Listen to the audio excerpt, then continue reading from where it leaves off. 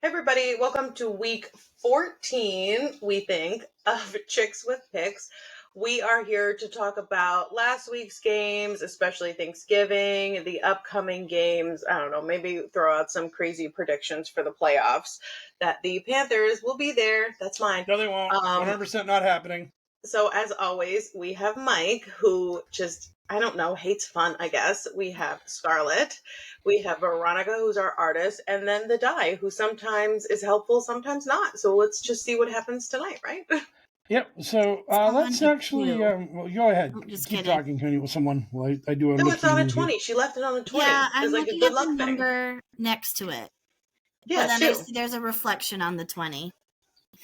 Oh, okay. I think she left it at 20 as like a good luck thing to see if maybe we can get a 20 for someone fun this week. I don't know who. I know that's her thing. Okay, yeah. So there is a playoff. I don't know why this has become like a vocal tick of mine, but Y/N has become a thing I like to say. So there on DraftKings, there's literally a playoffs Y/N option you can click on. And let's see what the Carolina Panthers Y/N is. So how much, if you bet $100 for Carolina to make the playoffs, how much money do you think you would win if Carolina made the playoffs? 300. 300. So you're saying 3-1. And I'm going to stop you right now because you're basically right. It's 320. You almost pinned it. Wow. You almost pinned it. Yeah. I have faith, so maybe I should make the bet, huh? Yes. If you have faith in a 3-1 shot hitting, you should bet a 3-1 shot. I have faith in Bryce. That's who I have the faith in. Bryce, who got steamrolled by the New Orleans Saints, and Tyler Shook. He'll be fine. The Mother Shuckers were celebrating that week. The Shuck Boys were all thrilled about what happened. That knocked me out of my eliminator pool. I could have won like a share of $1 million if Baby Bryce knew what he was doing. But no, that bum did not know what he was doing. He lost to the worst team in the NFL. From mistakes and moves forward. See? Progress. You get better as you go. He was not the one that intercepted Matthew Stafford and ran it back for a touchdown, nor was he the person who was good to see, though. I was happy to see that. Who strip sacked Matthew Stafford to end the game when Stafford should have known better and knew that he had the 3 points to tie the game in his back pocket, and he can't take a sack there. But I appreciate all of that because Matt Stafford getting his ass paddled by the terrible Carolina Panthers opened the door. And now your favorite for the MVP in this football season is the greatest football player who has ever lived, Drake Maye. Woo! Now your favorite to win MVP. That's a little outlandish. There's nothing to know about. Again, I speak only in facts. And Drake Maye is the favorite to win MVP. All the Patriots stuff comes out. All of it. There we go. It's just too much. Everybody talks about the Patriots here all the time, no matter what's going on. I don't understand how there is no other news. There's nothing else that's happening in this fucking state except this. Just Drake Maye. You didn't even care about the other sports. What about the other Boston teams? Forget them. There are no other teams. No. There is nothing but Drake Maye. Drake Maye. I don't know what I'm doing here. We're acknowledging Drake Maye is what we're doing. We're throwing up the ones. I have no idea. This is a lot. Wait, no, wait. We need to put up our 10. For the 10? Our 10. Yes. I don't know what way it goes. I don't know. When people watch it. There we go. It still works. All of it's great. I love this. Drake Maye. This is hilarious. Oh my god. But is his number 10 or yes, is it 1? Number 10. I'm confused. He's number 1. He's number 10 because he is a perfect 10. Exactly. You know he's from North Carolina, right? Yes, he is. He's a Tar Heel. He's a big deal. No, he's from North Carolina too. He went to high school in Charlotte. Yeah, so you should. They love him down there. No. Yes. No. I can't just.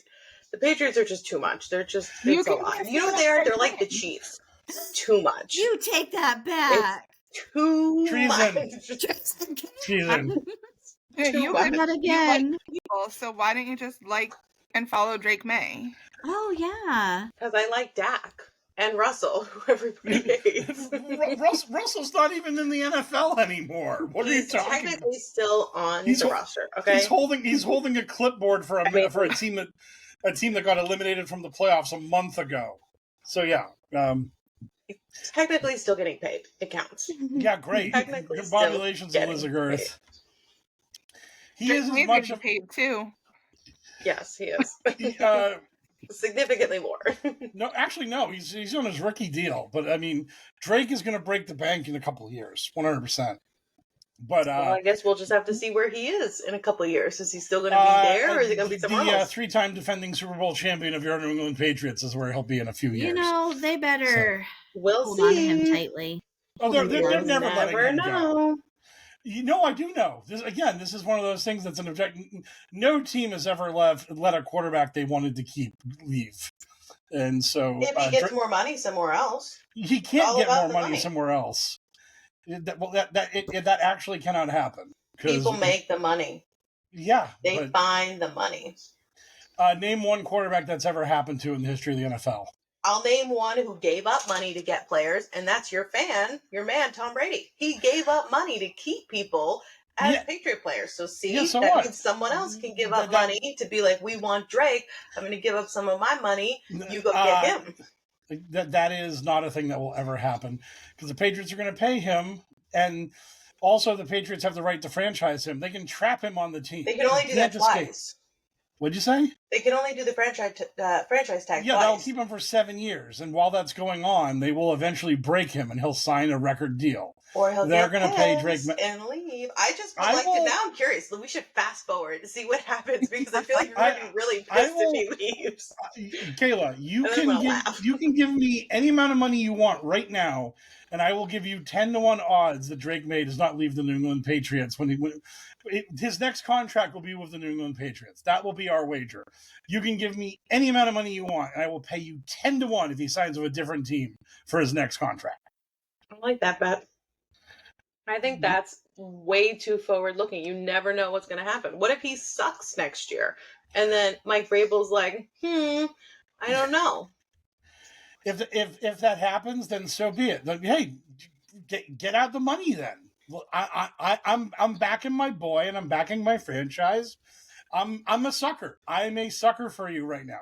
You're about to make so much money. You're about to win 3-1 on Carolina making the playoffs. I know, right? I'm excited for them. You're about to win 10-1 on Drake Maye becoming a Falcon in 2 years.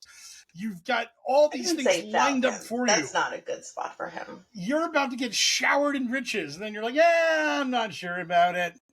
So, I'm pretty confident that Drake Maye isn't going to regress, again, because he is currently the MVP of the NFL. So, it's crazy, but it's true. He's more physically gifted and talented than Tom Brady was. No one will ever beat the Tom Brady Omega Brain because he was the best person at reading defenses and throwing the ball to the right player and everything, but Drake has a better arm than Brady did. I mean, does Drake look silly running? Did you watch the Monday night game? Does he look silly running? Great fans. Die-hard Patriot fans. Mike, that game was at 8 o'clock. Grandma Scarlett has to get her beauty sleep. Oh, I'm sorry. I completely forgot. More like V-Ron needed her beauty sleep because V-Ron couldn't make it past halftime.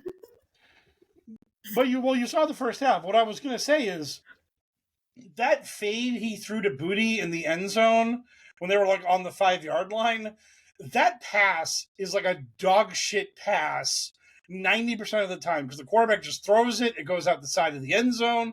The receiver has no play on it. Every idiot who's at our casino watching the game is going, why didn't you fucking run the ball? What the fuck was that shit? Maye just sits back there and just throws it in the bucket. Just literally, he couldn't have walked over there and put it in Booty's hands any cleaner. That was the most ridiculously accurate ball imaginable. And it's just, that kind of throw is so ridiculous. It's like... I don't know how that's what you remember for the game and not the Giants kick. I mean, that's the only thing that I remember. Yikes. I don't remember watching most of the game. I just will always remember that. I don't remember You're daydreaming about Drake Maye regressing and becoming a New Orleans Saint. you just can't even see. Like, that's the thing, is like, you're so enamored with baby Bryce and Russell Wilson holding a clipboard that when you actually witness excellence, you don't understand it. You don't see it. You're just I just don't like him. There's nothing that, like, I don't know. There's nothing that, like, excites me about Drake Maye. He seems very blah. Like, you know, like, blasé. Like, unlike that massive bastion of charisma that is Bryce Young. I really like him now a lot, actually. He's going up my list of, like, the players that I like. This 5'4", 110-pound little leprechaun that half the time loses and half the time wins. You just look at him and you're like, just starry-eyed. You're just like a little anime girl drawing hearts and stars in her notebook. Yeah, see? That's the point. You gotta, like, pick the players where there's something about them. There's something about baby Bryce that I like. Obviously, I love Dak. Like, there's something about a mediocre 500 quarterback that is just irresistible to you. I mean, Dak's also mediocre technically now. No, Dak is actually good. People keep saying that, and I mean, he's all right. I'm not saying he's bad, but like, people make it seem like they're on this crazy, you know, they've only lost one game. I mean, is anybody looking at their record? Like, the Cowboys' offense is legitimately very good, and Dak is having an excellent statistical season. It's just that their defense has been they're not winning. Their defense has been a sieve all year. If Drake Maye... We all know why. We all know why their defense is so bad. Is because of one decision that the stupid man made, and now that decision means the good player is in green and yellow, which is just sad. He's supposed to be in blue. I don't know what happened. Green and gold, Kayla. Green and gold. That is the colors of the Green Bay Packers. Same thing. No team ever calls their yellow in the NFL. It's always gold. Fine. Green and gold. But Mike is supposed to be in blue and silver, not in green. Yuck. Well, old man Jerry decided to ruin your team, and that's why you should, maybe stop supporting a bad team like that. That's why I moved to the Panthers. Duh. You can come to the winning side. I don't think I can ever cheer for the Patriots. I just feel like it would just go against everything I am to cheer for the Patriots.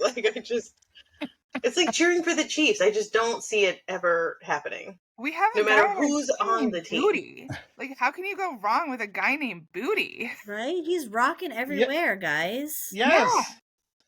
I don't know. We got Keyshawn Booty. I mean, we have Cardi B's baby daddy. Oh, yes. I know that. Yeah, Stephon Diggs. Yeah, I mean, our team is awesome and fun, and they win. That's the thing, is that with Gronk, it got a little less buttoned up around here because Gronk was all about trying to play the character of Gronk and doing that whole personality thing. But the Patriots aren't this bunch of stick up the ass assholes that Belichick made them back in the day. The Patriots actually talk a little. They're a fun team. And I mean, I just wholeheartedly disagree with the idea that rooting for the Patriots would violate some sort of code of efficacy. For me, my code. Why? Not like everyone's code. Yeah, but why does... You rooted for the Seahawks with Russell Wilson. You rooted for the Broncos. Only with Peyton. Only that, those 2 years with Peyton. That's it. So Peyton Manning, who's won 2 Super Bowls, was okay to root for, and his teams were okay to root for, but the Patriots aren't. I love Peyton Manning. We've had this discussion. I know you don't like him. Peyton Manning, the sexual harasser, the Peyton Manning, that piece of shit. Yeah, I am. I don't believe that, but neither here nor there. The Patriots game was recording 2 different ways. Fox, and then, or I don't know, remember. The Manning cast. That's the one I was watching. The Manning one. And I was like, ooh, Scarlett, look at this. Maybe I'll try watching it. Kayla likes it. I did not last very long. I thought it was so boring, and I deleted that recording and immediately went and found it on the TV. I thought it was so dull. Because their little banter. They didn't talk about the game. All they were doing was talking about the play. They just talked about if I played it, Yeah, they don't actually like do this like game synopsis of like what's going on. They talk to the guests and they ask them questions. They make jokes about each other. Yeah, and then they'll be like, "Did you see that? Read." Like, it's not the same broadcast at all. Yeah, no, I couldn't do it. I like the guests that they have. Usually, they're really funny. And they're just so mumbly. They both mumble. Mumbly. I mean, I feel like you don't like them because of what Eli did to the Patriots as well, which I love. Eli is so absolutely irrelevant. God, I don't care about Eli. I do, because I'll always remember that year that the Patriots almost went undefeated, except for that one game that happened to be the Super Bowl. So basically, this isn't a code of ethics. This is just you blindly hate the Patriots. That's really what this is about. I strongly dislike. No, you hate them. Hates a lot. I strongly dislike. The amount of sing-songy joy in your voice when you said that just really happy radiated the joy you had in the Patriots being denied their perfect season. You're like, I wore a giant shirt to work the next day. Oh my God, I was so happy. Defeated the Patriots and ruined their perfection. That was such a great night for me. I was like cheering. I'll always remember that night. Why? Why were you doing that? Because I didn't want the Patriots to win. Duh.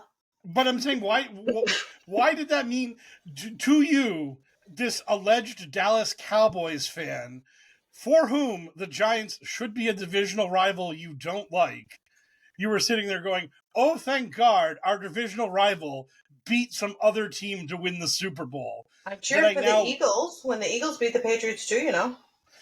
So you just hate the Patriots.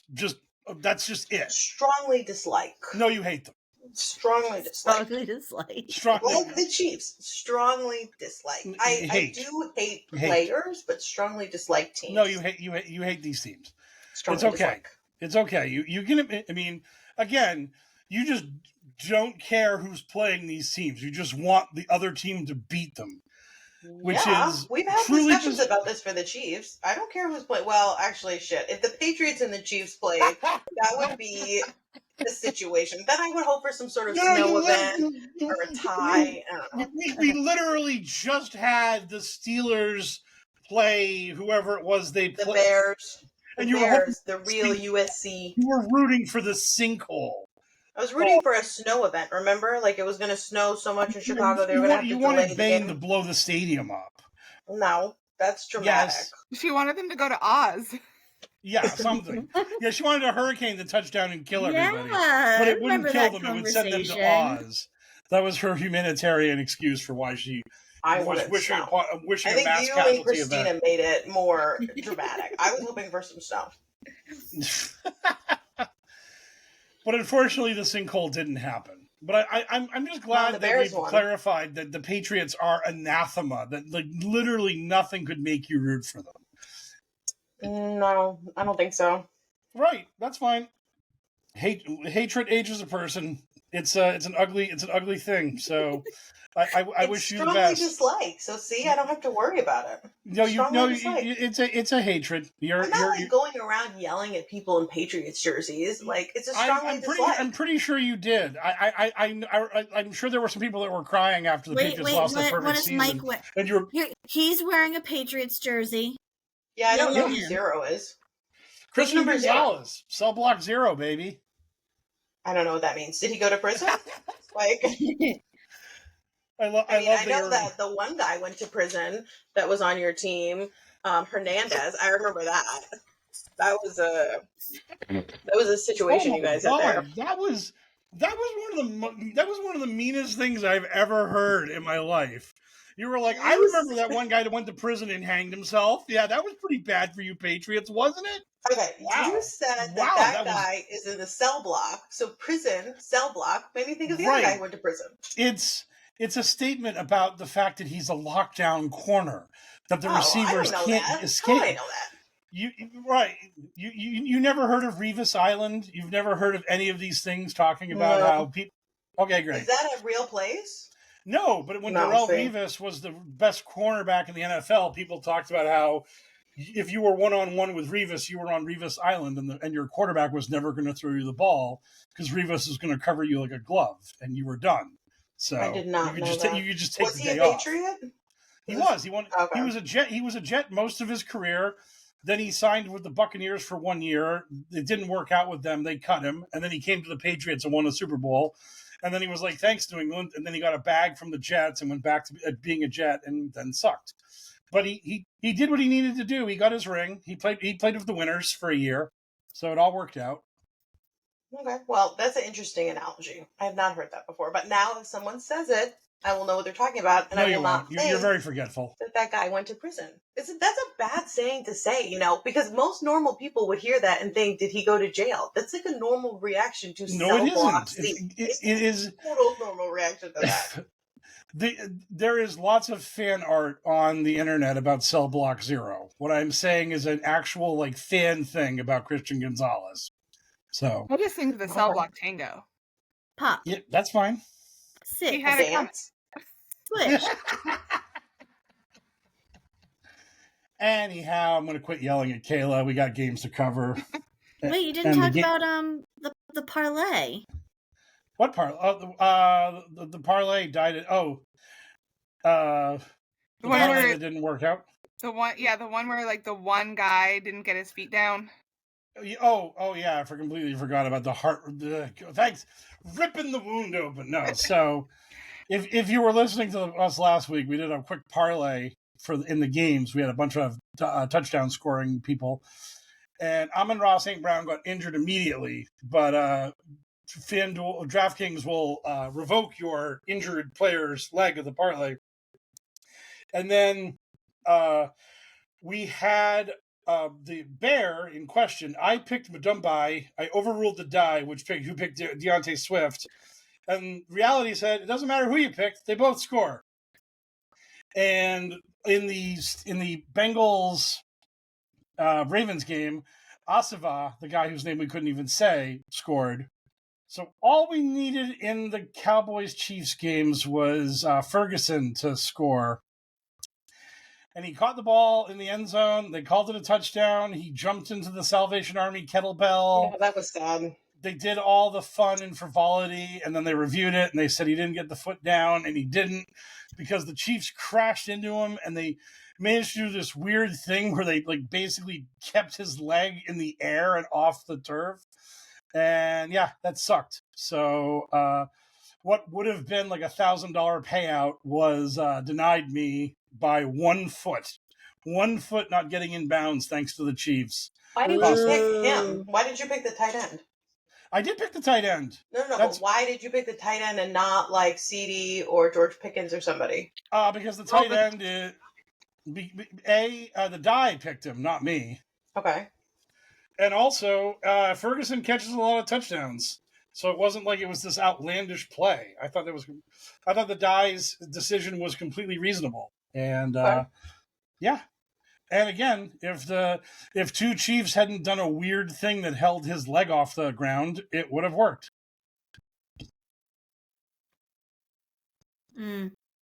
Ballet. Yes. I also love that I said that and it just landed with a thud, just deafening silence from everybody. I tried to break it. No, aw shucks. No, man, that was close. I wish that had gone the other way. Nope, just pin drop quiet. I wish you would have picked George Pickens. And then you would have made your money. Or I don't know if it would have been the same payout, but it would have been much less of a payout. Pickens was much higher. We just rely on the die.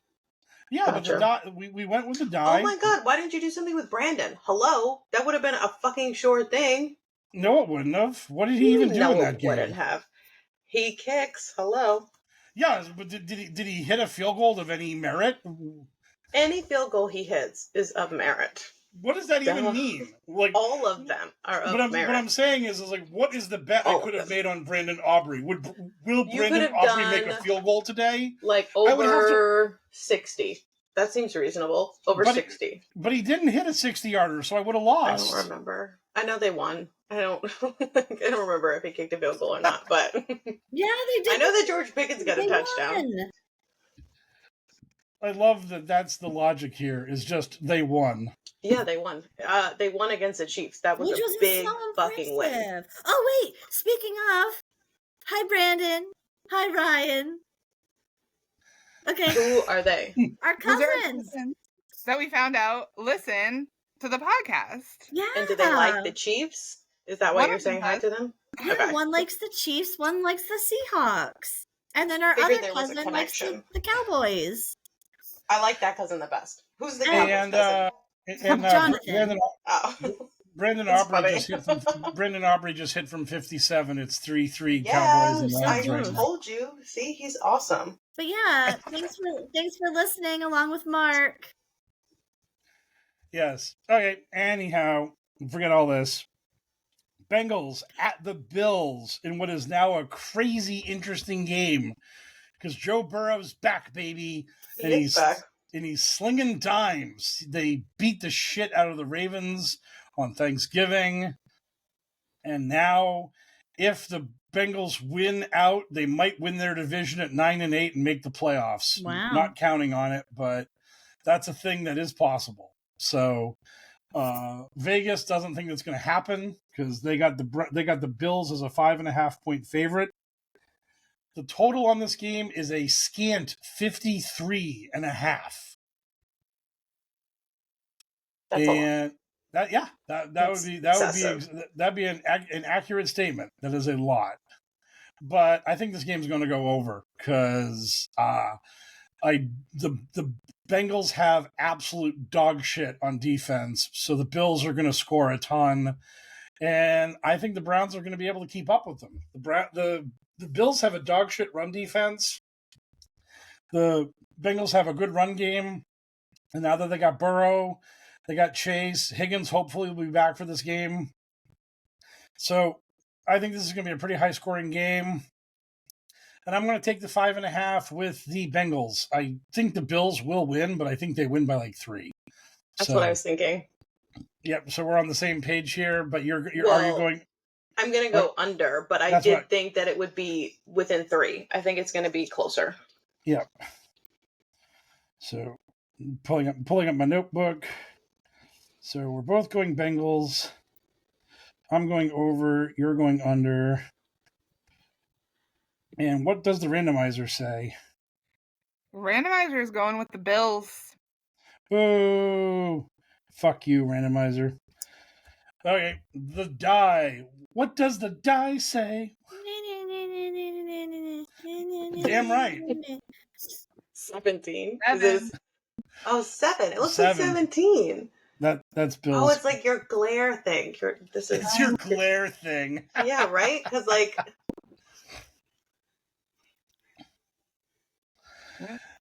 yeah. I don't know. And I do have some pictures. Okay, and what's the total for the die?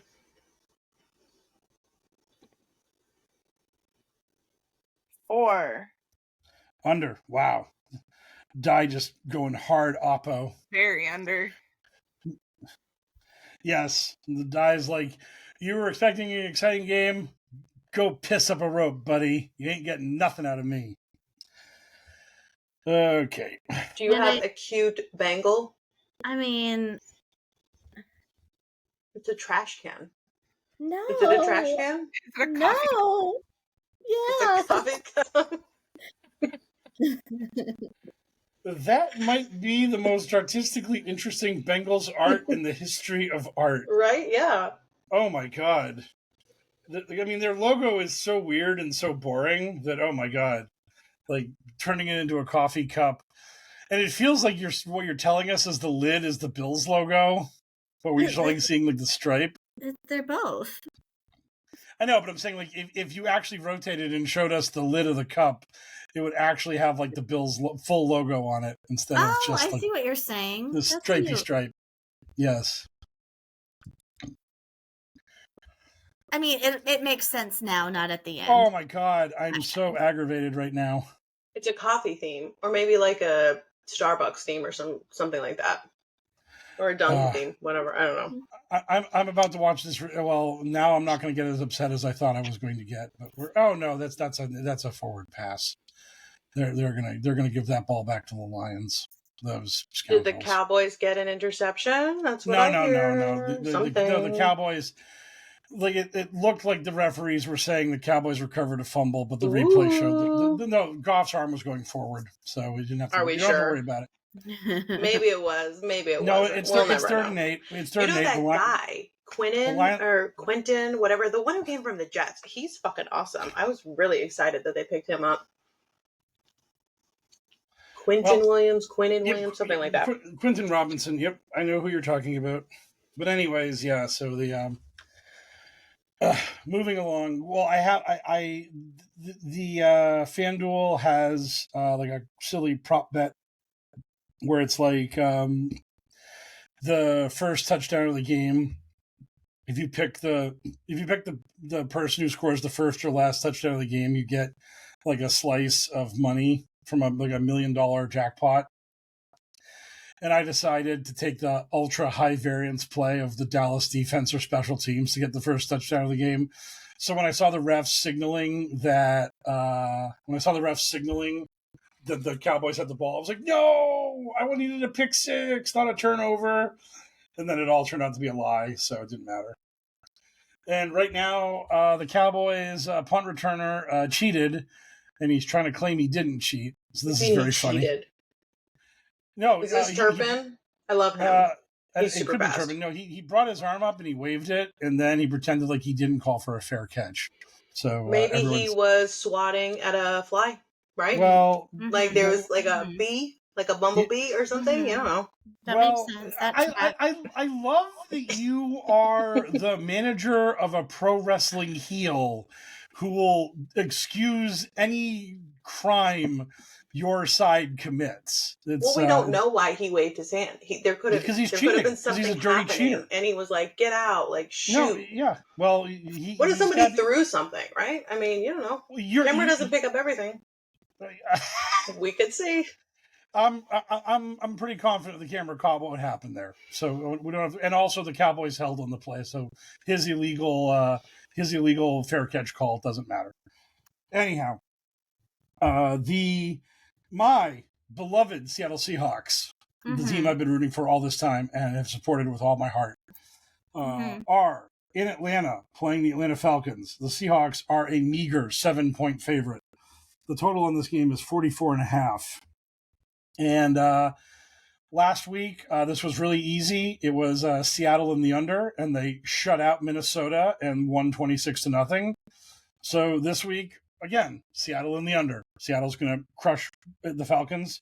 Falcons are going to score 10 points or less. The Seahawks will score more than 17 points. This really isn't a toughie. This is easy peasy lemon squeezy. I mean, it should be a nice game for them, right? But your boy's playing. Your boy's quarterback, Maggie Kirk. Your boy. He's not my boy. Your boy. We discussed that. He was, and then he wasn't. You love your red hat wearing. You love your red hat wearing quarterback. Kick him right out. No. So with the Seahawks, obviously, I think they're going to win. I think they'll also cover. So I think that it will be a game where, I don't know, maybe by the fourth quarter, they put in some backups and give them some time. What does that mean for the over-under? What are you? I think they're going to go over. And then I think that they're going to have other people play and be like, let's give everybody their fair chance. And that's what we're going to see. That doesning happen in the NFL. There is no fribble time in the NFL. Sometimes there is, if you're winning by a lot. They were up 26-0 and they didn't put the backups in last week. I know, right? I don't know why. That was stupid. What if he got hurt, right, Sam? Dak just took a safety. I'm not watching. Come on. You're narrating yes, for there me. It is. Yes, the ref came in and made the safety call. There we go. Dak just he just did it. He just did the walk like an Egyptian. Got those hips moving. I don't know why they were so far back. What's wrong with them? Boom. Well, they were Dak. This is gonna be interesting. They're gonna review this. We're gonna see if the ball was actually in the end zone or not. Not a safety. Here we go. Oh no, I think it was. Yeah, it's gonna stand. It's gonna stand as a safety. He got smushed. Boom. The delicious 5 ball. It's now 5-3. The Tigers are leading the Rangers or whatever, or the Houston Astros. But there's an official review on this. So it's either going to be a safety or the Cowboys are going to have to punt from the 1 centimeter line. So call on the field safety. So randomizer, what says randomizer in this game? So the randomizer must have found out that, our cousins are listening to the podcast and, being a Seahawks fan, pick the Falcons. So the randomizer likes Kirk is what I'm hearing. The randomizer has no favorites. The randomizer, doesn't... All the randomizer wants to do is make America great again. That's all the randomizer cares about. I wish the randomizer would make my picks great again. It did it once. That's all it cares about. Yeah, one time. Okay, so the die. What say the die? 11. 11. Seahawks. That's not great though. Like, it's like barely. Just barely, but we'll take it. It looks like they're overturning it. It looks like it's gonna be it's gonna be 4th down on the 1 inch line. Well, that sucks. And the total. Another 7. Under. What's with the Slight dice under. tonight? I don't know. Well, the Lions are going to block this punt, so this is all going to be justice anyways. So this is now a soda, right? Like a soda cup, like a coffee, like a mug. Ooh. Looks like a Mountain Dew. like a surge. Mountain Dew. This is someone who needs a lot of caffeine, and they need it really quick. Okay. Okay. We're going to watch this very exciting punt, and then we're going to... Is the next drink going to be like a mixed drink, like a margarita or something? I don't think I did any mixed drinks. I was kind of going for like a different vibe. I guess one of them could be a mixed drink. It kind of looks like one. Okay. Okay. So, next up on our battle of teams... we had buys this week, so I'm trying to remember who I sent the Scarlet. The next one I have written down is Commanders Vikings. Oh yeah. The Commanders. Yuck.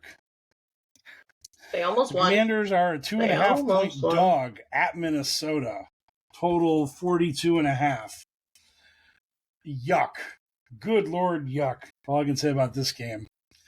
I mean, the Vikings brought their 9th string quarterback out to play the Seahawks, scored 0 points, threw maybe the worst interception in the history of the NFL.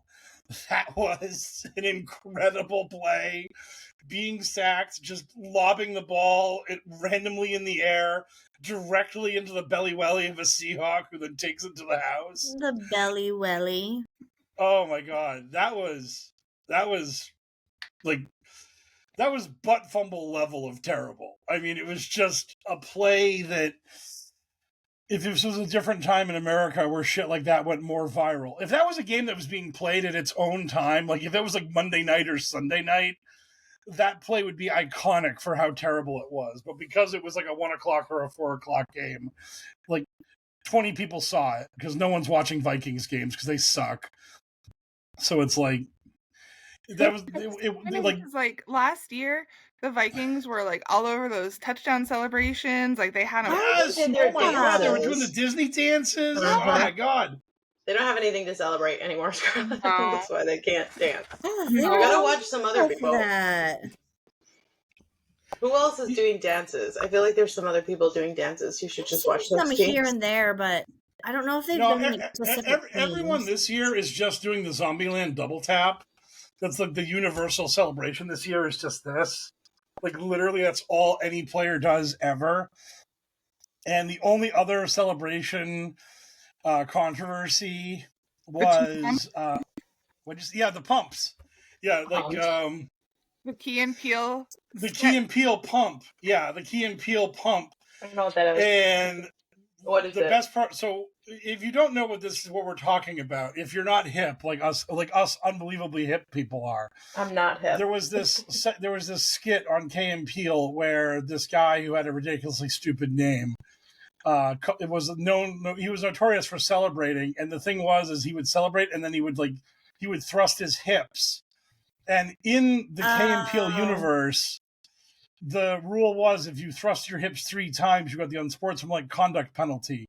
So he does it twice, and then the referee drops to a knee and gets basically face to dick. He's right there waiting for the third thrust, and all the players are gathered around him to see if he's gonna do it or not. And then he does it, and then the ref throws the flag, and everyone's like, "Ah, beans!" And I always hated that skit because it's if I'm on his team, I'm like, fuck you, bro. Don't do the third pump. You know the rule. Don't do it. Why are you doing that? If I'm his coach, I'm benching his ass. So anyhow, that was the bit. And what happened is some player scored a touchdown, got in position, did 1 pump, and then got an immediate flag for unsportsmanlike conduct. And one of the players shouted at the ref, "Come on, it's 3!" As if the Key and Peele skit was an actual NFL rule, and you actually did get 2 pumps before you got flagged for it. And that was just the greatest bit ever. And so then the week after that happened, Cardi B's baby daddy, Stephon Diggs, scored a touchdown. And he got it. So basically, the setup is you put your hands behind your head and you make it look like you're getting ready to move your hips. So he scored a touchdown and he set he was going to do the pump, and then he did the 0 pump and he just ran away and started laughing. So that was the conclusion of the Key and Peele celebration bit, was he did exactly 0 pumps because he didn't want to get a flag, which was hilarious. Smart. So yeah, so that's basically the 2 celebrations we've gotten all year that have gotten any attention are the Zombieland double tap and the pump, which is now the 0 pump, because you don't want to get the flag. Because weirdly enough, the NFL is not a Key and Peele sketch where they give you 2 pumps before you can throw the flag.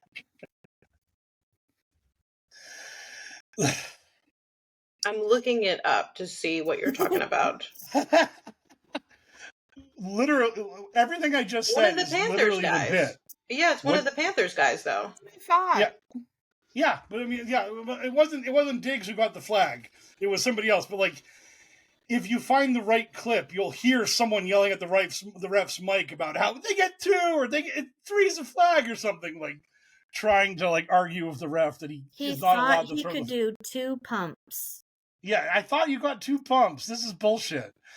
So, but yeah, I love that we segued from how bad a game this is to mourning the lack of good celebrations in the NFL. That was, man, what a non sequitur we went on. I'm sending this video to Kayla. They won that game. The Panthers, that was when they beat the Packers. This celebration thing where he got fined, or well, not fined, but whatever, flagged. Well, great. Populations, buddy. But anyways, so this game sucks. The Vikings are terrible. The Commanders are slightly less terrible. I'm going to take Washington because I don't trust any quarterback the Vikings could possibly put on the field here.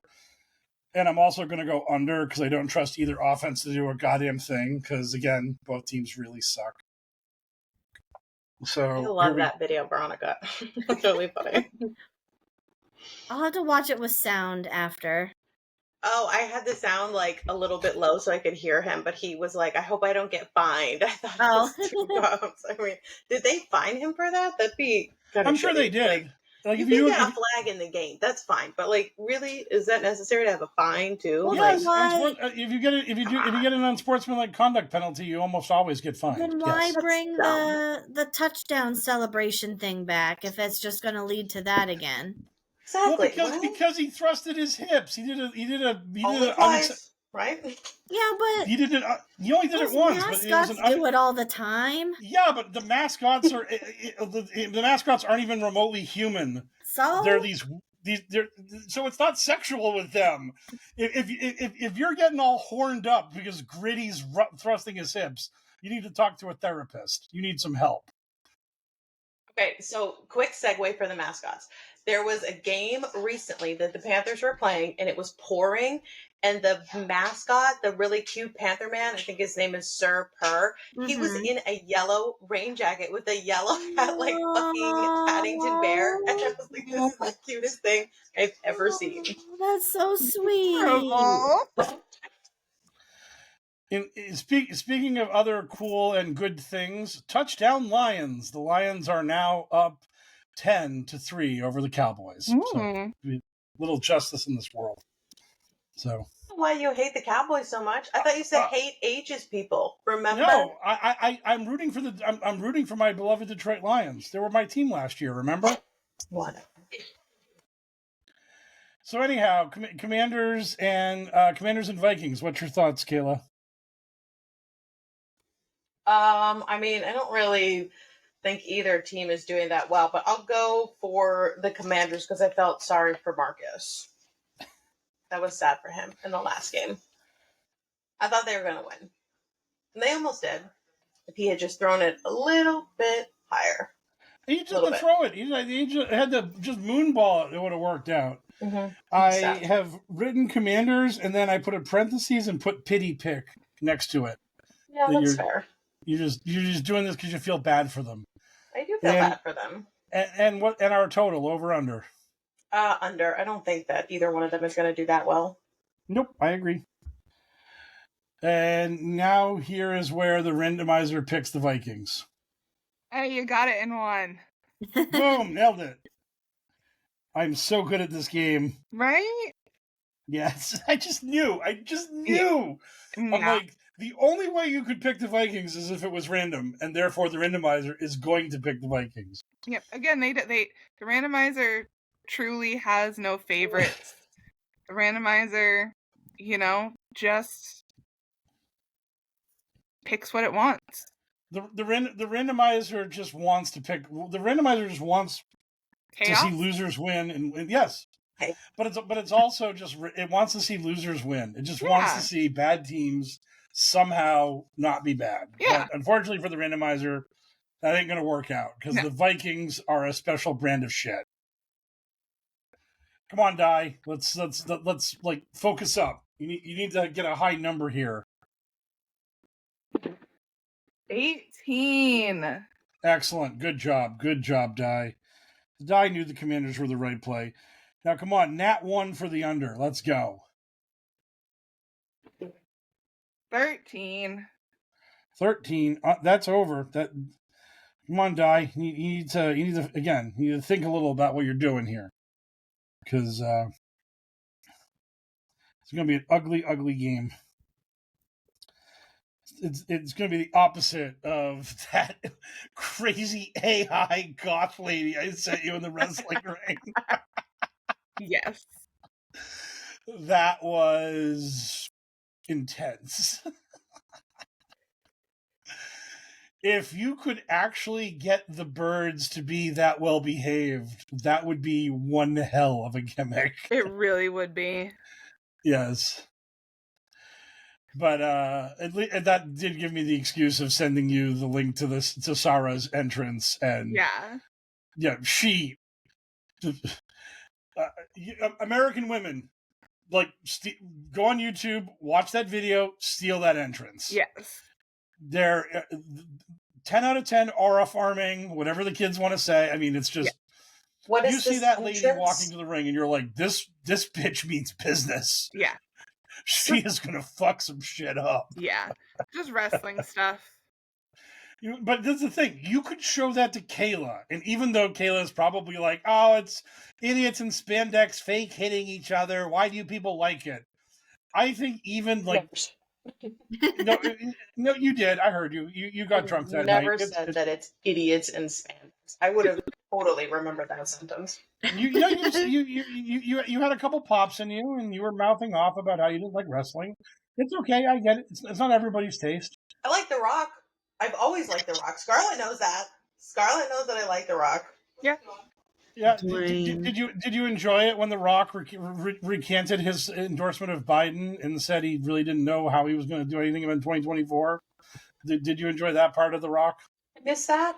I did Yeah, not well, it hear happened. that. FYI, it happened. Well, Rock got on the whole spineless. I don't want to talk about politics because I know Trump's going to win, and I don't want the orange monster to be mad at me. So yeah, it's a great moment in public courage. The Miz, I know him. Yeah, you That's do. it. I only know them.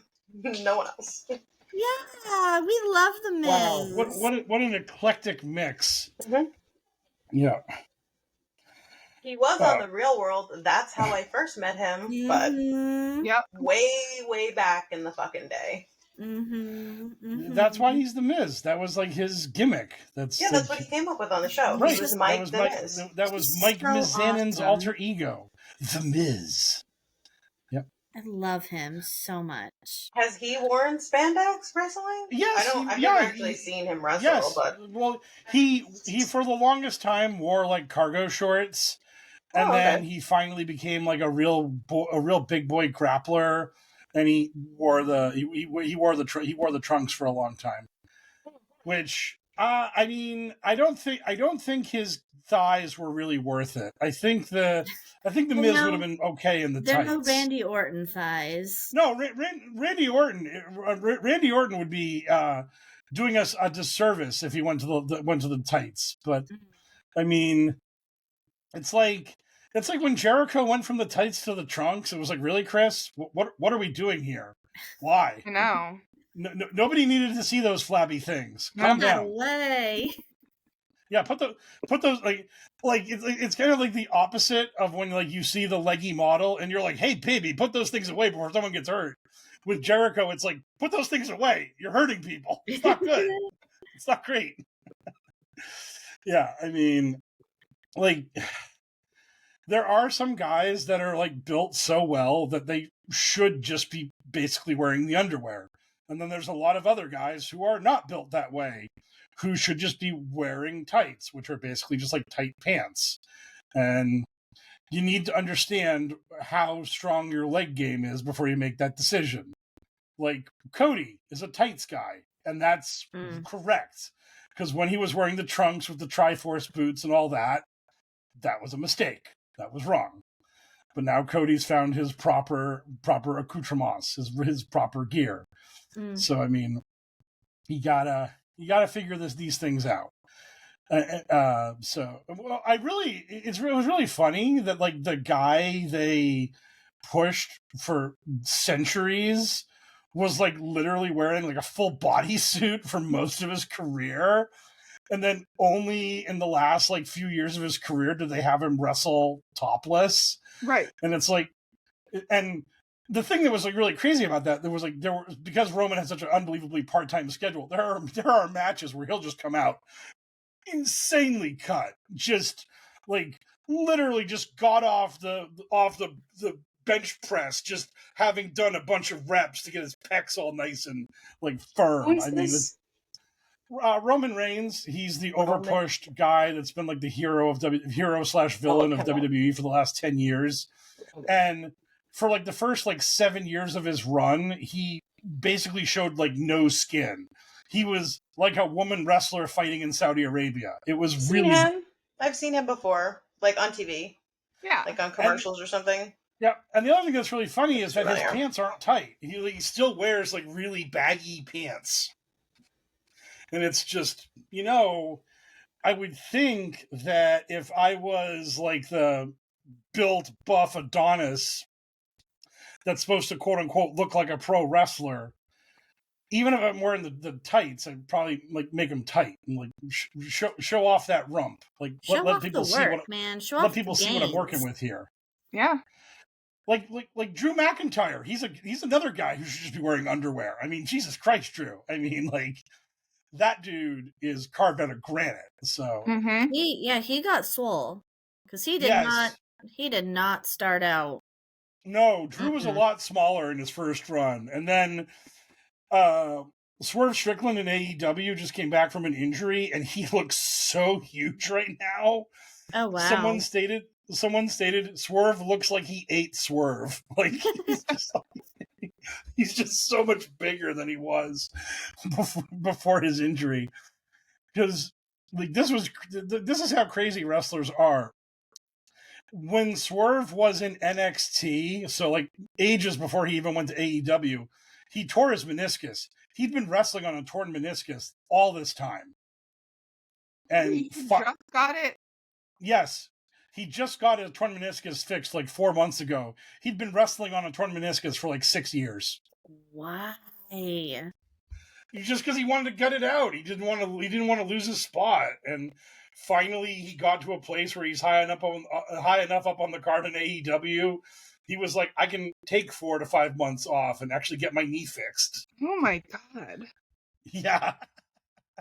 Yeah, and while he was away from the ring, he decided to just literally just get... I don't know if he's on the gas or not, but like, yeah, Swerve is big now. It's crazy. But enough talking about sexy wrestlers. Talk about a segue. Yes, what a smooth segue. Well, I mean, football's all like hot dudes in tight pants. So I mean, and our gif of Amon-Ra St. Brown shaking his booty. True. Yes, hey, that was the ultimate football celebration this year. Was Amon-Ra getting that first down?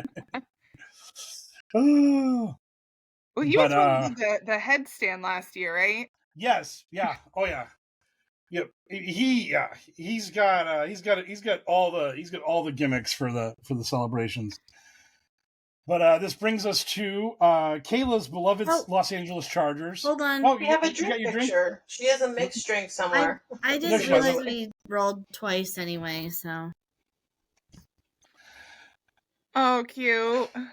Aww. That looks like a coffee cup, right? Yeah. Like a mug. Is he holding an even smaller cup? Yeah. I love the way she said, yeah. That was so priceless. Oh my God. That was so ridiculous. Scarlett's like, is she holding an even smaller cup? And Vera's like, yeah. Like she was a small cat wanting to come back into the house.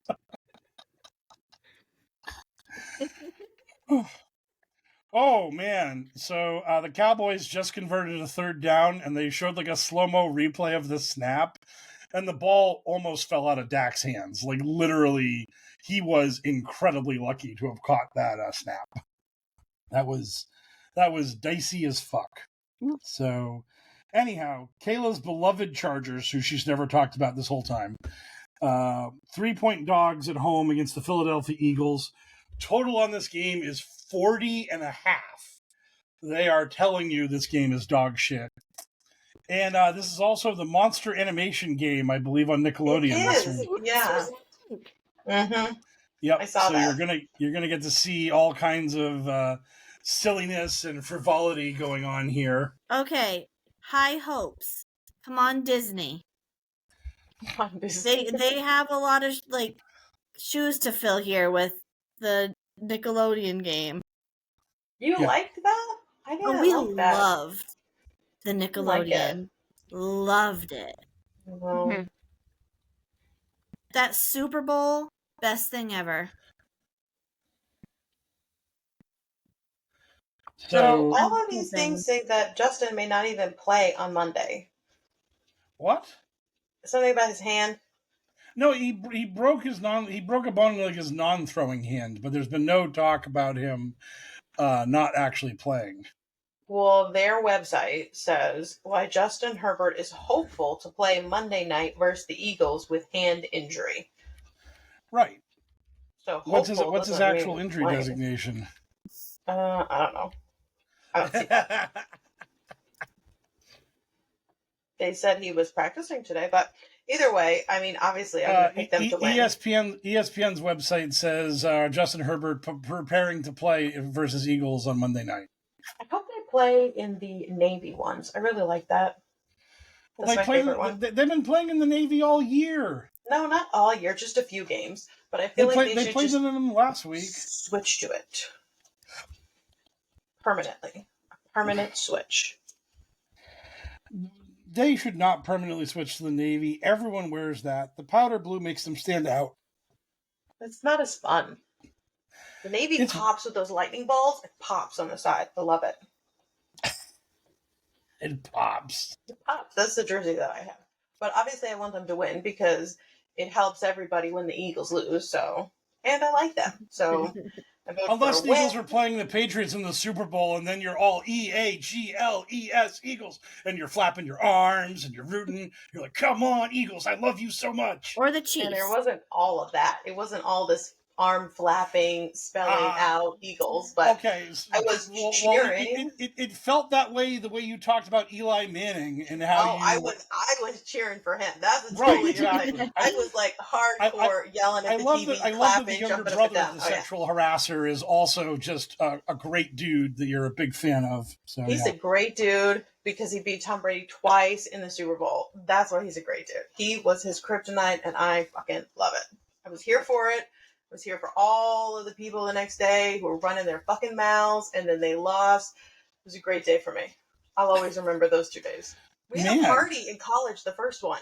The first one I was in college, I remember that, having a party, and people got angry and left. I didn't leave. I was happy. I mean, it must be really sad to live only to see the suffering of others, seeing as how your Cowboys haven't made it to an NFC title game in 25 years? It was in the 90s, so that would be accurate, yes. Yes, exactly. You literally have nothing. All you have in your heart is hate.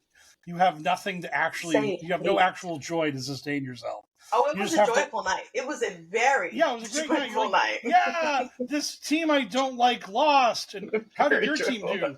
My team also got smoked by the Giants, but let's not talk about that. And then Terrell Owens was in the locker room crying and saying, "That's my quarterback," and sobbing and blubbering like a baby. Yeah, I remember that. I remember what happened to your team that year.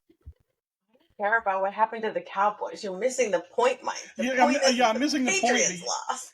Yeah, exactly. Again, all you have is hate. And I get it. I mean, I did that crap too when the Marlins beat the Yankees in the World Series. I was like, "Yay, the Marlins beat the Yankees!" And I was a sad little bitch who was just rooting against the team that was better than my team. And it's what sad people do. I get it. I was a sad person once in my life also. You do realize we all do this with the Chiefs, right?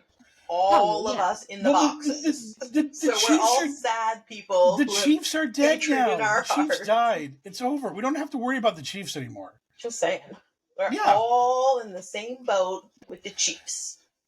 Going down the same river. The river we don't want the Chiefs to win. It's always nice when we can all be on the same page with Right, but that's the thing is that you're the weird goober that walks into a room full of Patriots fans and says, "You know what really warmed the cockles of my heart? When you guys fucked it. That was great. I was so happy when your team biffed it. Oh, that was so good, so good." Yep. And it's like, man, that is just. I mean, I get it. It's like the little kid who eats worms because you want negative attention. It's cool. I would read the room to determine if I wanted to make that statement because I'm not. Kayla's just like doing the boogeyman here. I'm not gonna walk into a room full of scary people and say that. But I mean, the next day at work, it was fun. It was really fun for me, not for everybody else. But I will never forget the ultimate non-room reader. It was after the second Giants-Patriots Super Bowl. I was at work on Monday the next day. Mm-hmm. And this was back in the ancient times when the maximum bet in the poker room was like $4 and all that kind of shit. And I'm sitting there and I'm dealing. And there was this one guy at the table who was like, "The Giants were a 3.5-point underdog. Who the fuck wouldn't bet that? That was such obvious. It was free money." And the deafening silence around him as he wouldn't shut the fuck up about how he made the smart bet and took the Giants. It was so hilarious how this guy just couldn't read the room. Or he was just being unbelievably intentionally antagonistic. It was just so wild. I'm just looking at him like, buddy, do you hear the silence? Do you hear how nobody wants to hear your shit right now? Time and place. Yeah. Like, celebrate your $200 bet win somewhere else, buddy. Let's. You're up here, buddy. Let's get down to here. Anyhow, I think Philadelphia crushes the Chargers this week. The Chargers' offensive line is made out of tissue paper. Philadelphia has a good pass rush. It's going to be an incredibly frustrating game. The Eagles are the kings of stepping on their own dicks and making things way harder for themselves than they need to. But I think they're going to win, and it's going to be under. And after this game, everyone's still going to do the whole, what's wrong with the Eagles? Because unless the Eagles win a game by 50, everyone fucking pisses and moans and gets mad at them. So, Veronica, he's saying that your little Disney game is not going to be exciting to watch. This is basically what he's saying. That's heartbreaking. It's not me. Let's have a quick review here. The Bills and the Bengals, the over-under on that game was 53.5.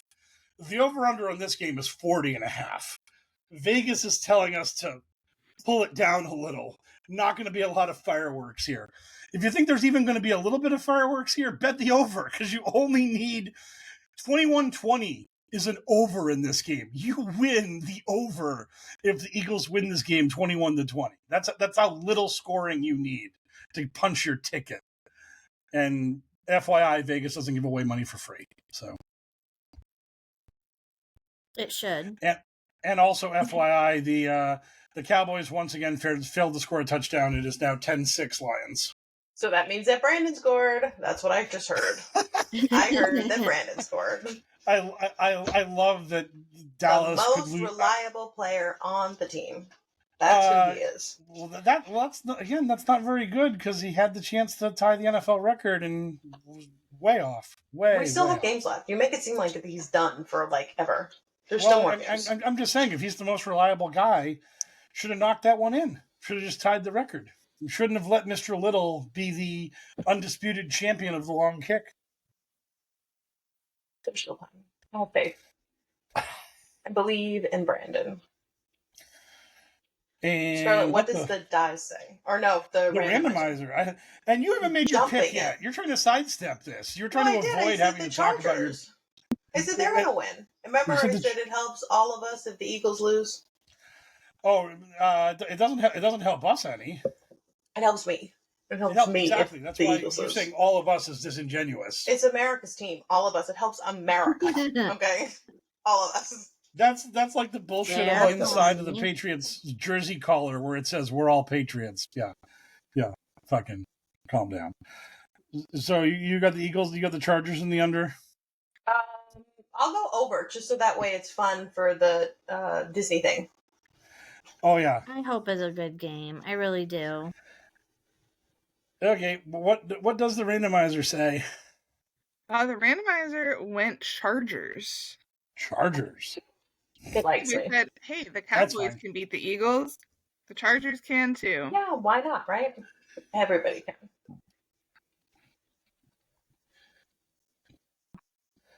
And die. What does the die say? 13. 13. That's the Chargers. We're going with it. And the total.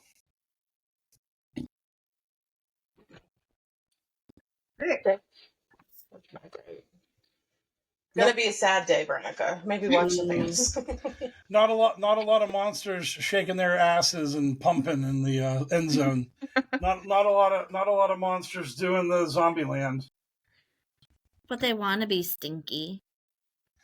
Yeah, that's true. Well, yeah. The thing is that was actually a thing about doing a double tap in the movie, and then it everything got changed. There was a story about how that gesture became the most popular thing in the NFL, and it's actually the quarterback of the Titans started it. Oh. And everyone caught on to it. Let's see our. Do her too? Yeah. Yep. Is that like a slushie? Like a snow cone? Yes. It's whatever kind of drink you want it to be. I'm gonna go with a snow cone. It could be a milkshake with the whipped cream on top. Oh yeah. Right. Okay. I still like the snow cone. I'm gonna go with that. LA snow cones. I don't know exactly how we got on it, but somehow, some way, we got talking in the other my other podcast. We got talking about that scene What did I in just do? There Will Be Blood, and I drink your milkshake, and so and that died a death. So I'll move along. I have not seen that movie. I didn't know if it was a wrestling thing, so that's no, why. it's a pretty famous movie. Daniel Day-Lewis was like the big actor in that movie. It was. I know him as Lincoln. Yeah. That's what I think. You don't know him as Bill the Butcher? No, I know him as Abe Lincoln. You never watched Gangs of New York? No, but Leonardo DiCaprio's in that. I know that. Right. But I did not see it. Just because I know he's in it doesn't mean I saw it. And the villain is Daniel Day-Lewis. He's the big bad. He's the big bad in that movie. So yeah. But Daniel Day-Lewis does kill as Lincoln. He absolutely was great in that movie. And as a Civil War historian lover guy that I am, I totally watched Lincoln and thought it was great. The thing that's really funny is that movie completely changed Lincoln's voice in all of Hollywood for forever. Because basically before that movie, Lincoln was like this deep baritone voice of an authoritative president. And they read all the press clippings and the stuff about what people actually said about Lincoln in his time, and that Lincoln did have a kind of like high voice, and so Daniel Day-Lewis like did that in that movie, and now like every like Civil War Lincoln movie you see now, everyone's copying Daniel Day-Lewis's version of Lincoln. There's this it was I think I'm sure it was History Channel or whoever, but they did a documentary on Ulysses S. Grant, so like Lincoln's like a supporting character in the show, and the Lincoln they have is so aggressively doing Daniel Day-Lewis's Lincoln voice. It's like, god damn, man. It's like but it's kind of unavoidable because it's supposed to be historically accurate, and if you're not going to do that voice, then you're going to end up sounding like weird. So I got a phone call. So stall for a moment. Talk about whatever you're going to talk about. Talk about Brandon Aubrey or something. Okay. So, sports, athletes, athletics. Yeah, sports. Yeah, we love sports. Games, teams. Yeah. Just like listing off things. It's a great conversation. Games, athletics, sports. Yeah. Soccer, football, basketball, just list all the sports. Yeah, volleyball. Yeah. The Olympics. Have they announced the ugly sweater contest again for this year? Yes, they have. Oh, your school. Yeah. What are you going as? I have something. Funny story. My aunt said she was like going through a closet and found a gift wrapped that was addressed to our mom and somehow never gave it to her, so she gave it to me, and I think I'm gonna wear that. She gave her an ugly sweater? That's what the gift is? Yeah. Okay. And I was like, ooh, this gives me... I mean, I didn't realize I was gonna do 3 wins. I'm like, there's no way I think I can get 4. But, I'll try. Do you get like a prize? They give out stuff? No, I just get my name written on it. To know that you won. Yeah, I just get my name written on a plaque, and then everyone's like, oh, there she is with her sweater again. They're just jealous. That's what it is. They're just jealous of you. Yeah, they wish they had the vintage sweaters. Exactly, right? Mm-hmm. The funny thing about this is I jumped into this conversation mid-conversation, and I immediately knew what was going on. Yeah. I was like, oh, this is the V-Ron ugly sweater dominance conversation. Yeah. About how every year V-Ron just walks into her school and is like, boom, ugliest sweater. Nailed it. And everyone's like, you did, V-Ron. You absolutely did nail it. Well, that sweater is absolutely the ugliest. I'll wear like this, and they'll be like, oh, is that your sweater? I'm like, this is cute. No. This is not meant to be an ugly sweater. Why would I wear it now and then re-wear it again for contest day? No. Come on, people. Right, get it together. Yeah, Right. yeah. Get your head in the game, folks. Maybe if they got their head in the game, she would have They'd some real win. competition. Right? Yeah. Right. Oh. Which she doesn't. She absolutely doesn't. That was good. Yeah. So, anyhow, that brings us to our final battle of the week, which is the team we all strongly dislike, the Kansas City Chiefs, who are playing the Houston Texans. And this is interesting because the Chiefs are a 3.5-point favorite at home. And the total on this game is pretty low. It is 41.5. And I got to say that until the Chiefs actually beat a good team, I'm going to keep going against them. Because the Chiefs, I feel like a lot of their spreads and a lot of the respect they've gotten is from the previous 3 years. Mm-hmm. I think people just keep thinking, oh, the Chiefs are going to turn this around. They got to turn it around. And spoiler alert, they don't have to turn it around. They can just keep being bad. They're turning it right into the dumpster. Right. Like they don't have to improve. They can remain mediocre to bad.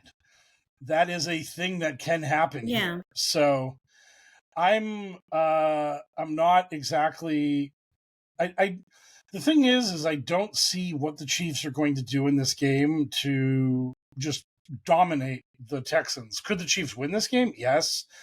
But Houston has an incredible defense. They beat the shit out of the Buffalo Bills in another game. They're really good. And I think that that's a thing that people need to learn about. They need to learn that Houston is a dangerous playoff team, because I think any game Houston plays is going to be like a 14-10, 17-14 kind of rock fight. And those games are 50-50 games. Either team can win those. Now, if you score 24 points on the Texans, you will win because their offense is pedestrian at best. But if you can't put up points on them, it's going to be close and you could lose. So I think, but I do like them in this spot because, again, I just do not have any faith whatsoever in the Chiefs. And another team I have no faith in is the Dallas Cowboys, because the Detroit Lions just broke a 25-yard run for a touchdown to go up 16-6, pending the extra point. So, they were behind in the other two games. It's fine. They still have time. This is their thing now. They suck at the beginning. They get their shit together. And then by the fourth quarter, they're like, oh, we need to score. And then they do. Okay. It's magical. Feels like a great winning strategy. I know, right? It's too bad for 3 quarters and then get it together at the end. Kayla's coping mechanisms are world class. Just absolute They'll magical. Be fine. Just give them until after halftime. I will. So I did win a bonus bet thing on Monday Night Football. They did a thing where if you pick the player to score the longest touchdown, you get bonus bets. And I was like, what would be a really long touchdown? A punt return or an interception in the red zone run back for a touchdown. So I picked the Patriots defense / special teams, and they got a 94-yard punt return for a touchdown. So I got $300 in bonus bets. So I threw a free $100 on tonight's over in this game. Ooh. So I do need the Cowboys to start scoring some touchdowns here, because the total in this game was 55.5. Because these are supposed to be 2 power-packed offenses, and Detroit is calling out sick on me, which is a little annoying. But thankfully, this is the last. I have CeeDee Lamb and George Pickens on my fantasy team. But this is the last regular season game, so it really doesn't matter if I lose because I'm already locked into the playoffs. if this was the playoff week, I would be currently. I would have ended the podcast early to have just begun like getting really angry at the fact that I'm about to get eliminated from the fantasy playoffs because my Cowboys are shitting the bed on me. One of them will score. It'll be fine. Or maybe they both will. I really hope so. That would be incredible. It's fine. So I'm not worried. Well, you better be worried because if they lose this game, they're not going to make the playoffs. So, to be fair, I never thought they were going to make the playoffs, so it will just be a win if they do. I won't actually be disappointed if they don't.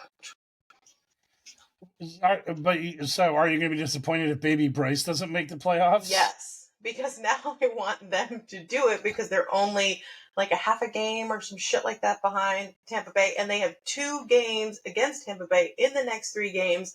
They can do it. I will actually be sad if they don't. It is truly mesmerizing to me that we will talk about NFL players or this, that, the other thing, and you will just respond with, I have no idea what you're talking about.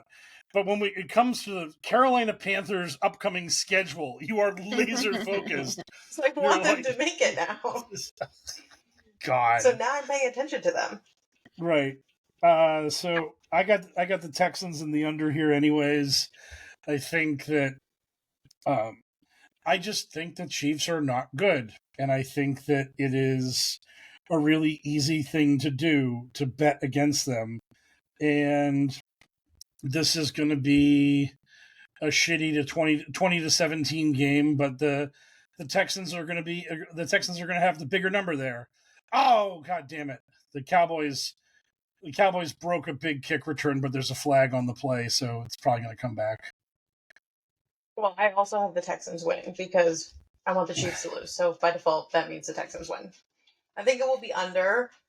I think it's Sunday night, but I don't really plan on watching that much of it. Yep. Randomizer, pick the Chiefs. Fuck with us. So the randomizer also learned that my other cousin, Ryan, who is a Chiefs fan, listens to the podcast. Mm-hmm. Therefore, randomizer picked the Texans. Hey. The funny thing was I knew how this bit was going to land. I was just For sitting there reason. and I'm just like, she's going to say Texans. I just know it. She's just going to drag that shiv in. It worked out really Your well. cousins. Believe Does your cousin hate us? What's that?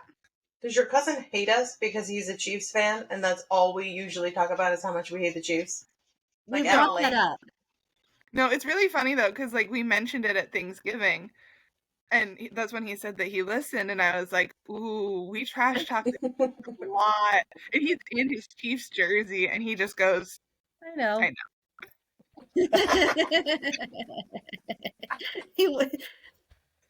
He really wasn't that upset about it. Well, they didn't lose on Thanksgiving. How upset could he be? Because, I mean, right? Were you watching the game? Like, was it on in the background or something? They did lose on Thanksgiving. Yeah, that's what I mean. Yeah. Yeah, no, we had left before that game started. Oh, okay. Oh, one fun thing I want to bring up about this Cowboys-Lions game is the Lions have done the Lions did the evil trick to the Cowboys. The Lions are home, but the Lions elected to wear white because no, so we couldn't wear our stupid white ones. I don't like those jerseys. No, it's the superstition that the Cowboys are bad in the blue. Oh, I've never heard that. Oh yeah, it's I just think the white color rush jersey is stupid. The whole jersey's white, and they call it a color rush jersey. It's whatever. They need a new jersey overhaul in general. They haven't had a new one in a long time, and it's just the Thanksgiving one didn't look good either. I don't know what they're thinking. Maybe they should wear that. They won. Maybe they should bring that one out more often. I love the Thanksgiving jersey. I love the big white on the shoulders. Yeah, Viron really liked it too. Oh, I loved it. I thought it was cute. Kayla, all of your other terrible opinions are far less terrible than this opinion, which We're ready for a refresh. You know, Jerry could make more money too if they got a new jersey. What is he thinking? All he cares about is money. They need a new refresh. He could sell a shit ton of those. It's a win for everybody. they're never going to change the base cowboy jersey. It's too not iconic. The base, but like just like jazz it up. You know? No, jazz it up. What I'm saying is the main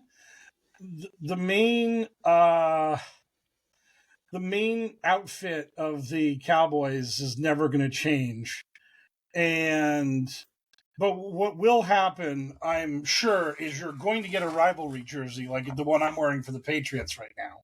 So you are going to get a jersey that's going to be like a new alternate, and that will definitely be a merch mover for your team.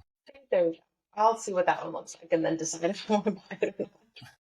Well, that's the thing, is that like the Rams rivalry jersey was kind of mediocre. The Cardinals rivalry jersey looked like there was crap on it. It just looked splotchy and weird. Oh, I saw that one. That was like the splatter one, right? Yeah, With splatter exactly. paint? Yeah. I actually kind of like that. Yeah. Was that the tortilla one? Yeah, it was a white with red splatter. It actually looked kind of cool. The Dolphins got a black jersey. They called it the deep water jersey. I like that. Yeah. I really like the Packers one. That's blue. Like I bought that for that Micah's jersey and that blue dark one that basically looks like a fucking Cowboys jersey, but it's a Packers one. That's a Packer throwback. That's not a rivalry jersey. Well, I like that one a lot.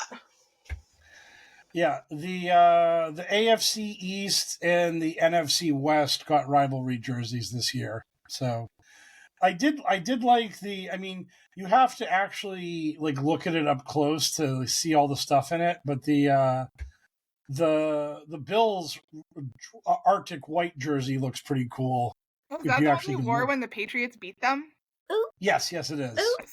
What a great jersey then. Oh yeah, but I thought it, I mean, they looked good losing. I'll give them that. So yeah, but yeah. So the die. What does the die say on this game between the Texans and the Chiefs? Come on, clean sweep, die. You got this. 6. Fuck you, die. Now it's gonna bang out like a nat 20 for the total too. It's gonna be Chiefs and over just to be a total prick. 3. Okay, at least we're all in agreement on the under. Okay, so Kayla, I'm gonna put you on the spot here. What about her art?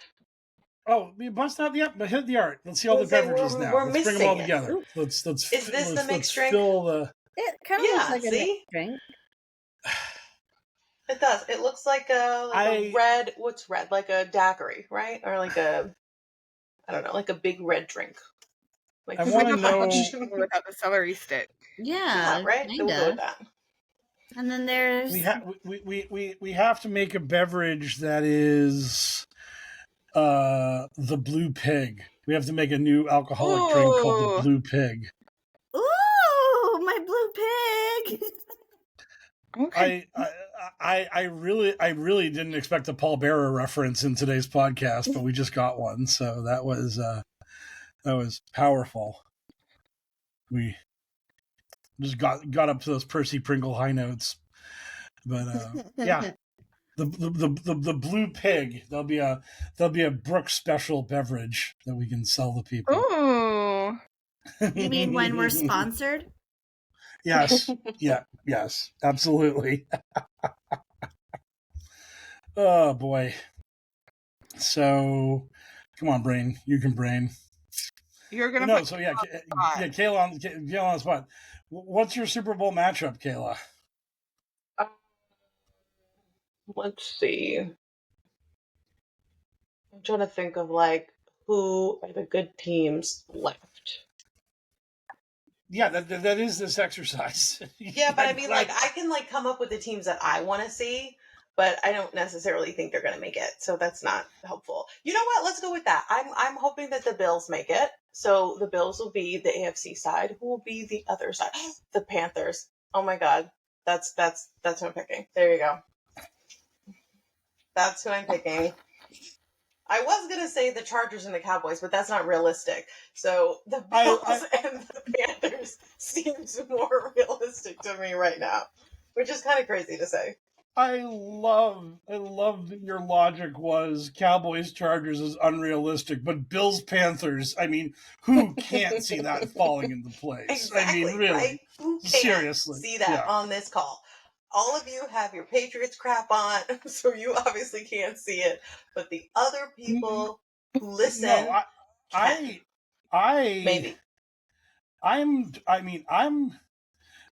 The AFC is wide open. I don't think Buffalo is going to make it. I just think that they don't have enough firepower on offense, and that Josh is going to have to carry way too much of the load to try to win these games. And there's just Buffalo is not going to get the bye week, so they're going to have to play 3 games, and they're not going to win the division, so they're going to have to play 3 road games. So that's just going to be really tough. I mean, but could they do it? Yes. Carolina? No. Carolina has 0.0% chance of making the Super Bowl. So if we're talking about realistic, Carolina is aggressively unrealistic. So who do you think? Obviously, you're going to pick the Patriots. So who do you think for the NFC? I don't think the Patriots are a sure thing at all. I do think it comes down to who gets the 1 seed. If Denver gets the 1 seed, I think it's Denver. If the Patriots get the 1 seed, then I think it's New England. But I think it's I don't see really anyone going into New England or Denver and beating one of those teams in the playoffs. And getting a bye week and only having to play 2 home games is such a massive advantage that I just think that that's going to carry a team pretty far.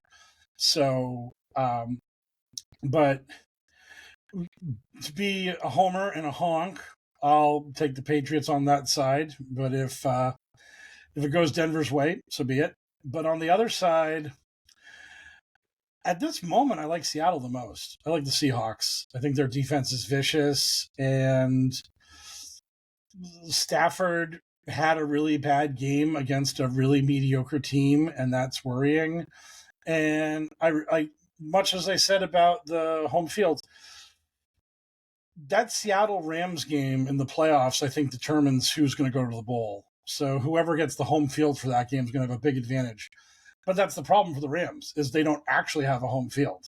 If LA and Seattle play in Seattle in the playoffs, that stadium is going to be 70% Seahawk fans. All the 12s are going to be in that building. They're going to conquer it. The Rams are going to be playing a road game in their home stadium.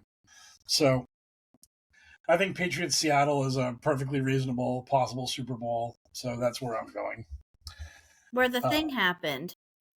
Where the thing happened? Oh, you're saying Malcolm Butler intercepting the ball? Yeah.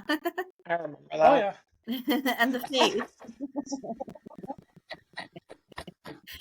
I think we remember for very different reasons. Yeah, we do. And that was also Russell. Russell threw. I remember that very well because no one knew why he threw that ball when he had the best running back in the NFL at the time on his team that was famously giving wonderful Super Bowl interviews at the beginning saying, I'm contractually obligated to be here. I loved that he did that because that was funny. I don't know why he threw the ball and didn't hand it off to him. No one will ever know. We'll never know. But I remember that. The reaction that Ron just recreated is one of my favorite, reaction gifs, of all time. It's incredible. Well, I mean, they threw the ball because they had to throw the ball either on second or third down so they could milk all 3 downs they had left. If they ran the ball there, and the thing is, if they run the ball on second down, they call timeout, they don't get it, then they have to throw the ball on third down. The Patriots know that. So they're basically boxed into running a certain play that the Patriots are ready for, which sucks. And then fourth down is winner take all. all options are on the table. Let's see what happens. So, like the reason why the Seahawks threw on that play is like reasonable. I would have never thrown the ball. You had Marshawn Lynch. I would have never thrown it. I would have been like, go earn your money. We're paying you to do this. Earn your money. The thing that's really funny is the stat nerds have like looked into that, and Lynch actually sucked in those positions that year.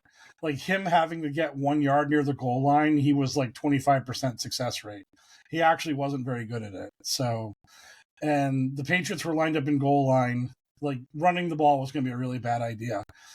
The problem, to me, the problem was they just had Russell grab the ball and throw it. It's just a quick, like, just grab it, turn, chuck. And I think they should have set a play where he takes the snap and he rolls out and he's looking and they're at the 1. So, like, if he can tuck it and get to the pylon, he can do that. But if he does not, he has a couple guys in the back of the end zone he can throw it to. And if none of those options are open, he just throws it into the crowd and you go to third down.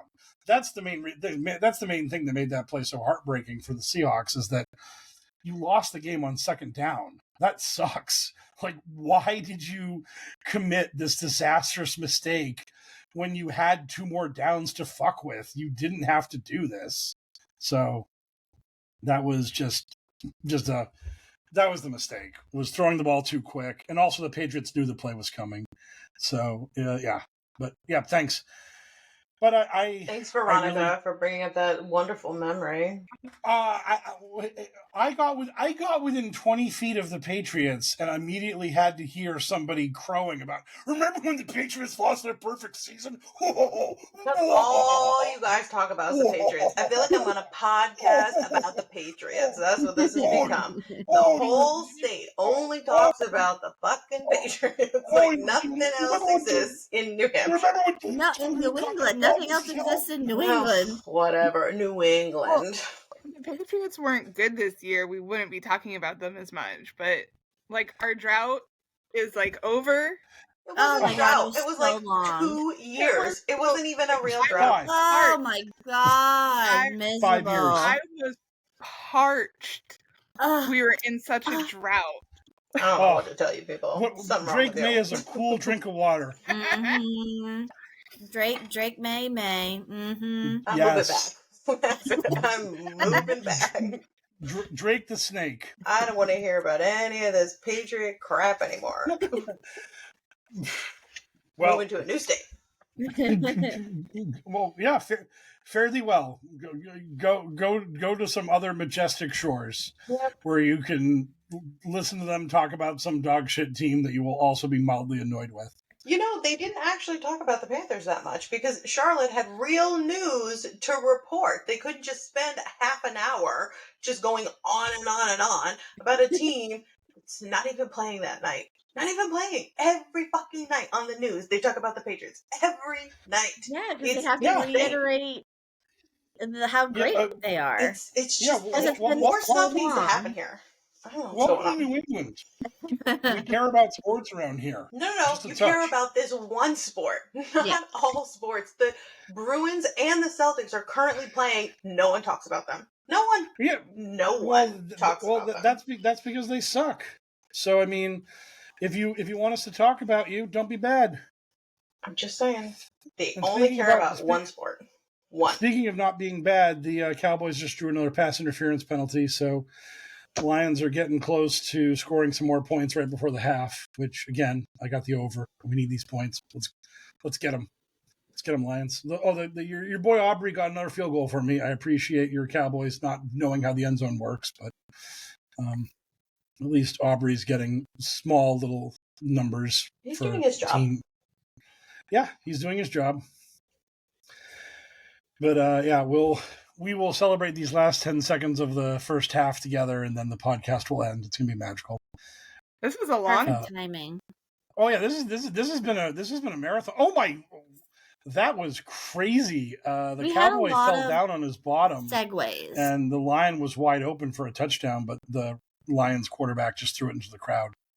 I recommend that Jared Goff not throw the ball into the crowd when he has a guy wide open for a touchdown. That seems like a good idea.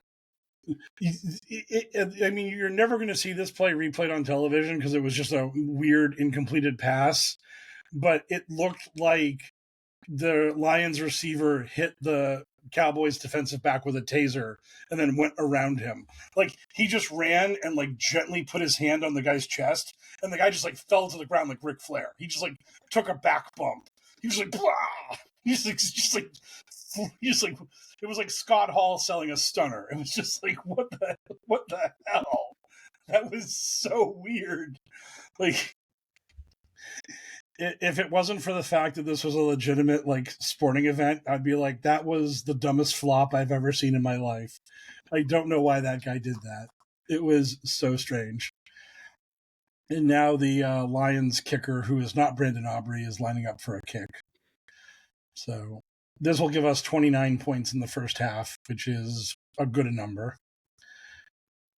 And he made it. Yay. Yay. It's a shame. Yay. You're all against me now. I see how it goes.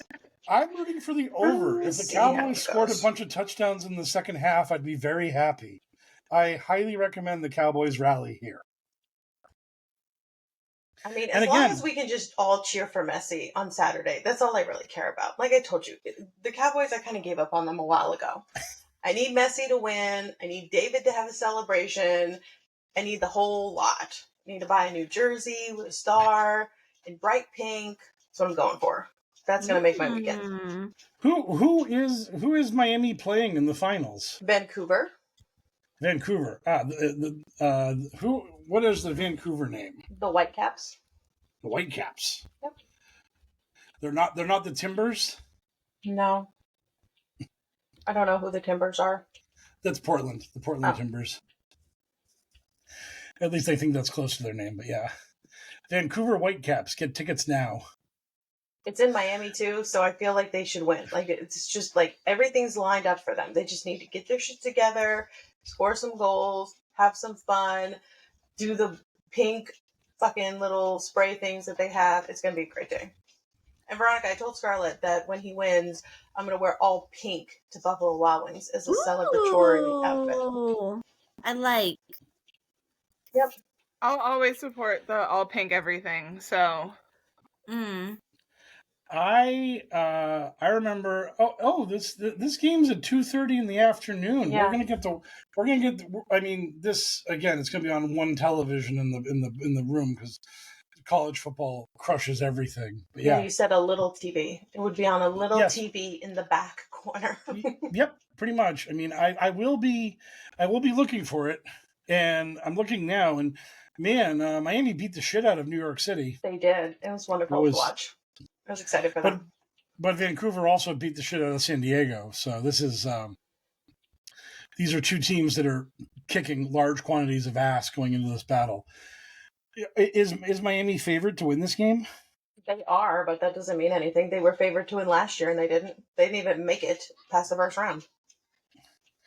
Well, yeah, but are they a big favorite? Like, would this be a shocking upset if they were to lose this game? I think a lot of people would be shocked, just because it's messy. But I mean, like, obviously, like, the rest of his team matters. I mean, he's not like just the alpha and the omega of everything. I think Veronica's leaving. Well, she can leave. It's fine. I'm shifting.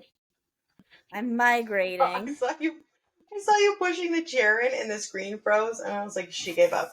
I was like, that's it. I'm on my way. Actually, I'm going well, into darkness. yeah, Miami's a minus 240 to win the championship here. The Vancouver is plus 2-1. So it is way more unrealistic for the Panthers to make the playoffs than it is for Vancouver to win this. So yeah. Nash, we were taking a tour through your house, Scarlett, for like a minute there. It looked like you still had your happy birthday thing up. Is that what I saw? That she walked under? That is we hung it correct. You're just gonna leave it up until Veronica's birthday in January? Just be like, happy birthday. Hey, that is the way you do it. It's like just leave your. At some point, it becomes early to put up your Christmas tree instead of late to take it down. Exactly. It all works out. I mean, it technically says happy 30th birthday, so that's been up for a little bit now. Whatever, you're just going back, right? Yeah. Sure. Oh, so Kayla, you were very upset about the fact that no one talks about the Celtics. The Celtics won their basketball game tonight, 146-101. Jeez. That wasn't on the news. They beat the Washington Wizards by 45 points. Okay, well, the Washington Wizards aren't a good basketball team, so you should beat them. And neither is the Carolina Panthers. But I mean, you still. You mean the rep them. Hornets? The Hornets are their basketball team, who are kind of mediocre. Sometimes they do good, sometimes they don't. But I mean, I don't know. Yeah. Well, okay. So good luck, everybody, on this week of betting and all that fun stuff. Goodbye, cousins who listen to us trash the Chiefs and all that good stuff. Bye, Mark. Bye, Mark. Bye, Mark. Bye. Viron's already left. Bye, Viron. Bye. Bye, I'm here.